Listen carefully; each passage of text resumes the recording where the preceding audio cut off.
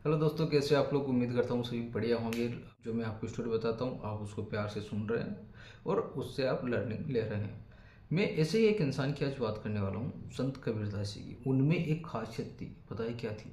वो हर जानवर से या हर वो चीज़ जो उनको दिखाई देती थी उनसे वो लर्निंग लेते थे, उनसे सीखते थे।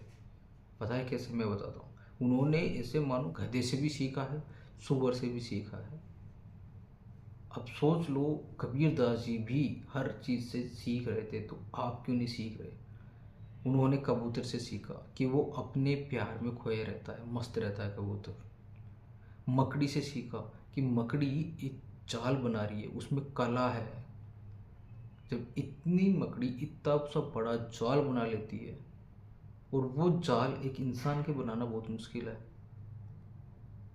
सुअर से उन्होंने सीखा कि परिस्थिति कैसी भी हो, ठीक है, वह संयम के साथ, सुअर को यह पता है कि मेरी प्रकृति यही है, कीचड़ में रहना। वो संयम है, उसमें वो संतुष्ट है। संतुष्टि सबसे बड़ी चीज़ है। तो वो संतुष्ट है उस चीज़ से, क्योंकि उसकी प्रकृति वैसी है, उसकी बनावट वैसी है। वो बनावट तो चेंज नहीं कर सकता ना। गधे से सीखा कि वह अपना बोझ उठाता है, चलता है बोझ उठाकर, लेकिन वो कभी कंप्लेन नहीं करता। क्यों नहीं करता? क्योंकि उसकी प्रकृति ऐसी ही है। वो प्रकृति के खिलाफ नहीं जाना चाहता ना कोई भी। आप एक चीज़ देखो, कोई भी जानवर कभी भी अपनी प्रकृति के खिलाफ नहीं जाता, सिवाय एक जानवर के, और वो जानवर है इंसान। इसको छोड़कर कोई भी आप नोटिस कर लीजिए, वो आपकी अपनी प्रकृति के खिलाफ कभी जाता ही नहीं है। कोई भी देख लो, सिर्फ इंसान ही जाता है। और तभी तो आज इंसान की इतनी बुरी हालत हो रही है, इतनी बीमारियां हो रही है। कभी जानवरों की इतनी बीमारियां होती हुई देखा है आपने? अब आप ऐसे बोलोगे जानवरों है, कैसा पता? कभी देखा है किसी जानवर को कि वो लंगड़ा है तो वो बैसाखी से चल रहा है? देखा है कभी? वो एक टाइम पे एक, कोई कबूतर मान लो आप, कबूतर की दो टांगे, एक टांग उसकी कट गई तो एक टांग पर सर्वाइव करता है, वो चलता है, उड़ता है।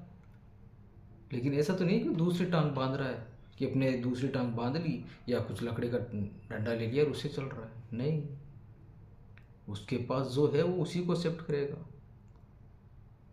इंसान यही तो कर रहा है कि जो उसके पास नहीं है वो करने में लगा हुआ है, इसीलिए तो खुश नहीं है।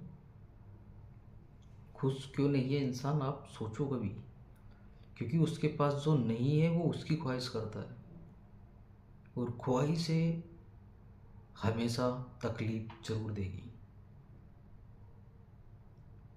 ख्वाहिश करना गलत बात नहीं है, लेकिन वो तकलीफ भी देती है।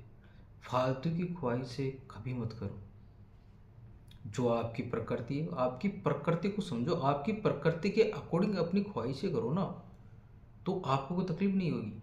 लेकिन आपकी प्रकृति अलग है और आप कर कुछ अलग रहे हो, तो डेफिनेटली आप हर्ट होना ही होना है आपको। तो कुछ सीखो इन जानवरों से भी। कबीरदास जी ने भी बहुत कुछ सीखा है। वो एक संत की कहानी नहीं सुनी आपने, कि एक संत था तो वो नदी के किनारे जाता है। अब होता क्या है कि जैसे वो नदी के किनारे जाता है, पानी पीना शुरू करता है कि मैं पानी पीता हूँ, तो एक बिच्छू होता है तो उसके हाथ के, संत के हाथ के काट लेता है। अब संत क्या करता है, उस बिच्छू को उठा के साइड में रख देता है। फिर वो दोबारा पानी पीता है, बिच्छू फिर आता है, फिर संत के डंक मारता है, संत फिर उसको कर देते हैं, फेंक देते हैं, साइड में कर देते हैं। तीसरी बार भी फिर वैसे ही यही सर्किल चला। तो पास में बैठा हुआ एक इंसान देख रहा था, तो उसने बोला कि महाराज ये क्या सीन है, आप उसको मार क्यों नहीं देते? वो आपको 3 बार उसने आपको काटा है।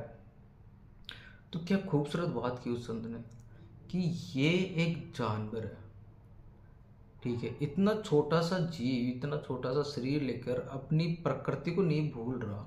उसका काटना उसका, उसकी प्रकृति है। तो मेरी प्रकृति दान करना है, दया करना है, तो मैं दया कर रहा हूँ। मैं मेरी प्रकृति को नहीं भूल सकता। अगर आप भी अपनी प्रकृति को भूल रहे हो, अपने नेचर को भूल रहे हो। आजकल नेचर शब्द का क्या हो गया, ये जो एनवायरनमेंट को नेचर बोलने लगे। अरे नहीं भाई, हर एक जीव का नेचर होता है। आप अपना नेचर देखो।